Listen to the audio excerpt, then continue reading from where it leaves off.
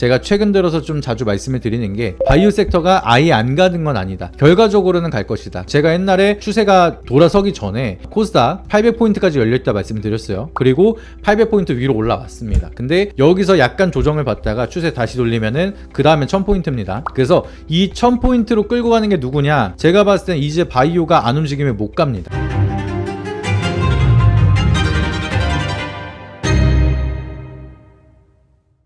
네, 여러분 안녕하십니까. 모건기념TV 김민상 전문가입니다. 오늘 힘차게 상한가를 간 3,000당 제약에 대해서 한번 들여다보도록 하겠습니다. 오늘 상승한 이유는 다들 뭐 잘 아시겠죠. 오늘 기사가 워낙 많이 나오다 보니까 검색만 해도 바로 나옵니다. 3,000당 제약 검색을 하면은 비만 치료제 복제약 개발 기대감의 상한가, 그리고 또 추가로 경구용 GLP-1 오리지널 약물과 동등성 확인, 요렇게 기사가 나왔습니다. 그래서 요 이벤트 때문에 올랐다라고 보시면 되겠고요. 단순하게 그냥 요것 때문에 그렇다라고 말씀을 드리고 끝내면은 아무런 인사이트가 없겠죠. 그러다 보니까 이게 무슨 뜻인지 이런 부분에 대해서 좀 자세하게 설명을 드리고요. 이 앞으로에 대한 방향성, 그리고 우리는 이걸 토대로 어떠한 관점으로 바이오를 봐야 되는가에 대해서 설명을 드리도록 할 테니까 영상 끝까지 잘 시청해 주시길 바라도록 하겠고요. 영상 시작하기 앞서서 구독과 좋아요, 알림 설정 한 번씩 부탁드리도록 하겠습니다. 오늘 3,000단 제약이 제네릭에 대한 동등성을 입증했다라는 소식이 만들어지면서 상한가를 기록을 했다라고 말씀을 드렸습니다. 그래서 이 제네릭이 뭔지 이거부터 먼저 간단하게 말씀을 드릴게요. 제네릭,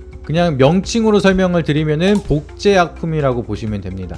우리가 옛날에 코로나 백신 맞았을 때 그때 생각나시죠? 타이레놀 먹어야 된다, 백신 맞고 나서 요거 먹어야 된다라고 얘기를 했는데 요게 불티나게 팔리고 사재기 하다 보니까 없어서 못 썼습니다. 그러다 보니까 이거를 제네릭으로 만들어서 타세놀이라는 게 나왔어요. 이 타세놀 먹어보신 적 많으시죠? 이게 제네릭이에요. 법적으로 허용된 범위 내 안에서 원 개발사랑 다른 방식으로 제조를 하는 게 바로 제네릭이라 보시면 되겠습니다. 근데 이게 중요한 게 뭐냐면은 바이오시밀러 같은 경우에는 특허가 끝나고 그리고 나서 상용화에 대한 승인을 받기 위해서는 유사성이라는 걸 입증을 해야 됩니다. 비슷하게 만들었는데 이러한 과정으로 만들었고 임상실험을 진행해서 이러한 과정이 있었고 기존에 있었던 방식이랑 비슷하게 이러한 효과가 있다 라는 거를 증명을 해야 됩니다. 그래서 유사성을 증명을 해야 되는 과정이고, 제네릭 같은 경우에는 만드는 방식은 약간은 다르지만 특허를 피해서 특허에 겹치지 않게끔 만들었지만 이 약품이랑 동등하다 라는 동등성을 증명을 해야 됩니다. 이 약효에 대한 동등성을 증명을 해야 돼요. 그래서 약간 달라요. 제네릭 같은 경우에는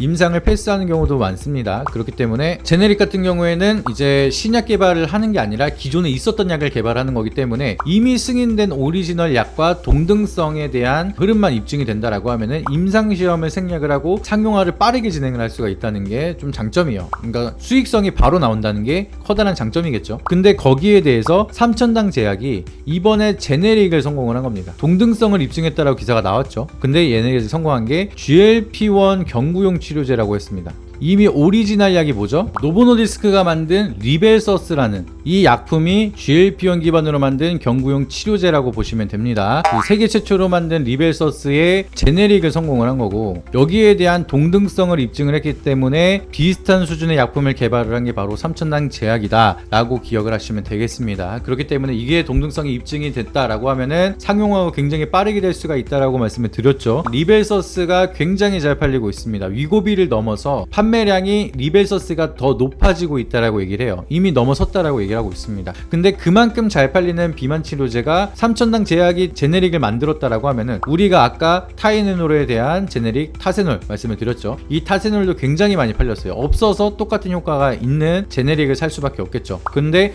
마찬가지로 리벨서스가 굉장히 불티나게 팔리고 있는데 이게 비싸거나 구하기 힘들다라고 하면은 3,000당 제약이 만든 제네릭을 선택할 가능성이 높겠죠. 동등성을 입증을 했으니까. 그리고 일단은 GLP-1이라는 성분 자체가 마약성이 없기 때문에 부작용에 대한 걱정이 상대적으로 덜할 수밖에 없습니다. 근데 그거에 대한 성공을 이번에 했기 때문에 수익을 빠르게 가져갈 거라는 기대감이 만들어졌고요. 이미 상용화가 됐다라는 전제하로 가고 있는 분위기로 보시면 될 것 같습니다. 그렇기 때문에 3,000당 제약이 오늘도 강한 시세를 보여주고 있고, 제가 봤을 때 이 시세는 계속 이어져서 신고가 달성은 충분히 가능할 거라고 좀 보고 있습니다. 그러면 우리가 앞으로에 대한 제약 바이오를 어떻게 봐야 되느냐, 제약 같은 경우에는 이렇게 실적을 빠르게 만들 수 있는 빅파마가 될 수 있는지, 이런 제약에 대한 실적 모멘텀을 보는 게 굉장히 중요하다라 보시면 좋을 것 같고요. 그리고 임상 실험을 진행하는 바이오텍 같은 경우에는 여전히 기술력을 보는 게 맞겠죠. 그러다 보니까 아직은 바이오 사이클이 본격적으로 나오진 않았습니다. 근데 제가 최근 들어서 좀 자주 말씀을 드리는 게 바이오 섹터가 아예 안 가는 건 아니다. 결과적으로는 갈 것이다. 그리고 지금 트렌드가 유지가 된다라고 하면은 코스닥 1000포인트까지는 일단은 열어두고 보자라고 보시면 좋을 것 같습니다. 제가 옛날에 추세가 돌아서기 전에 코스닥 800포인트까지 열려있다 말씀을 드렸어요. 그리고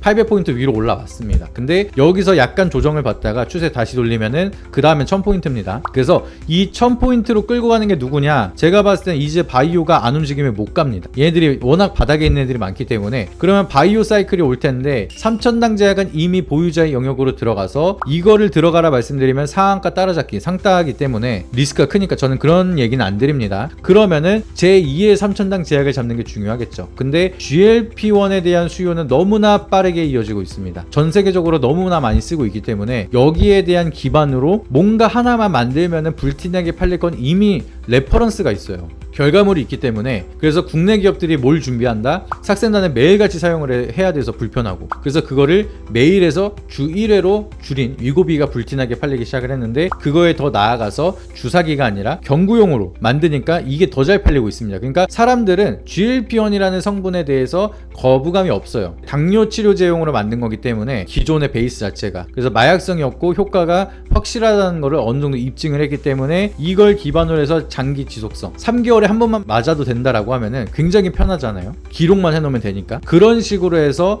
편리성이 입증이 되는 신약 개발이 만들어진다라고 하면은 일단은 실적이라는 게 기본적으로 깔고 들어가는 거니까 굉장히 시세가 많이 나올 수가 있습니다. 그래서 2상에 대한 통과 기대감이라든지 3상에 대한 실험, 아니면은 앞으로에 대한 계획이라든지 뭐 제네릭, 바이오 시밀러 이런 걸로 이제 이어진다라고 하면은 올라갈 수 있는 기업들이 너무나 많다는 거예요. 그래서 1000포인트를 앞두고 바이오가 움직인다라고 하면은 이렇게 비만 치료제에 대한 이벤트, 아니면 뭐 또 감염병에 대한 이벤트 뭐 이런 식으로 해서 알아서 사이클은 만들어집니다. 근데 사이클이 만들어졌을 때 시세가 많이 움직여질 수 있는 그런 대장주 역할은 기존에 있었던 기술력에 따라서 움직일 수밖에 없겠죠. 그래서 제가 최근에 방송에서 말씀드렸던 종목 중에 하나가 오름 테라퓨틱스라는 종목을 방송에서 말씀을 드리고 나서 계속 올라가고 있습니다. 근데 이 종목 같은 경우에도 기술력이 굉장히 좋아요. 여러분들한테 이제 탑픽으로 말씀을 드리는 게 아니라 이런 종목이 있다라고 말씀을 드리는 건데, 우리가 ADC 기술이 굉장히 핫하다라고 말씀을 드렸잖아요. 암세포를 잡는데 타격을 해서 한 방에 잡을 수 있는 항체 약물 적합체인 ADC가 굉장히 조금 중요한 기술로 많이 언급이 되고 있습니다. 근데 오름 테라퓨틱 같은 경우에는 여기에 다음 단계인 DAC라는 기술,